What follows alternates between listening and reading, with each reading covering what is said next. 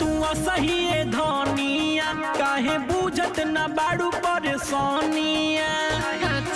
ये धनी अरे बुझ बाड़ू सुनर तू सही धनिया काहे बुझत न बाड़ू परेशानिया। कामा फरमाइश तोहर हम पूरा करी। हर सुनी नैहर में रही पापा के परी। अच्छा। नैहर में रही पापा के परी ससुरा में नौकरनिया हो गईनी हो ससुरा में नौकरनिया हो गईनी। अच्छा। काम न धंधा तनिको हो करी काम न धंधा तनिको हो करी ससुरा में नौकरनिया हो गईनी हो ससुरा में नौकरनिया हो गईनी। अरे सब पता बा कि तू का ना करत रहो।